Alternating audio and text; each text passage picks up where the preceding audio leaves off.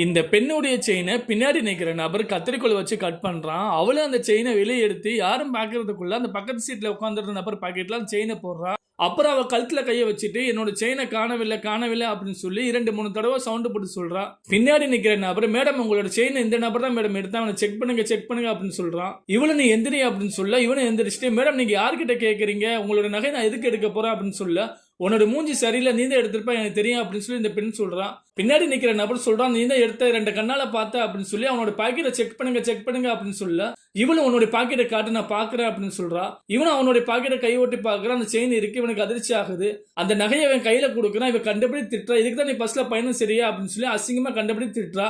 Madam இந்த நகை எப்படி வந்துச்சுன்னு எனக்கு தெரியல மேடம் அப்படின்னு சொல்றான். நான் போலீஸ் கிட்ட சொல்லுவேன், அப்படி சொல்லக்கூடாதுன்னு இன்னைக்கு 1000 ரூபாய் கொடு அப்படின்னு சொல்றா. இவனு 1000 ரூபாய் அப்படின்னு சொல்ல, அந்த நேரத்துல பின்னாடி உட்கார்ந்திருந்த நபர் மேடம் ஒரு நிமிஷம் அப்படின்னு சொல்லிட்டு எந்திரிச்சு அந்த பெண்ணு கிட்ட சொல்றாரு, உங்க பின்னாடி நிக்கிற நபர் தான் மேடம் அந்த செயினை கட் பண்ணி அவனோட பாக்கெட்ல போட்டாங்க அப்படின்னு சொல்லி சொல்ல, அவனு இந்த பெண்ணு கிட்ட சொல்றான், இல்ல மேடம் இந்த 2 பேரும் ஒரே கூட்டாளியா இருக்கு, அவனை எப்படி காப்பாத்தி வர்றான் பாருங்க, நம்ம போலீஸ் கிட்ட போலாம் அப்படின்னு சொல்லி சொல்றாங்க. நீங்க நம்பலைன்னா உங்களுக்கு ஒரு வீடியோ காட்டுறேன் அப்படின்னு சொல்லி ஒரு வீடியோ காட்டுறான். அவங்க பார்த்த பின்னாடி நபர் சொல்றாங்க, நான் ஒரு போலீஸ் ஆபீசர் அப்படின்னு சொன்ன பின்னாடி இந்த 2 பேருக்குமே அதிர்ச்சி ஆகுது.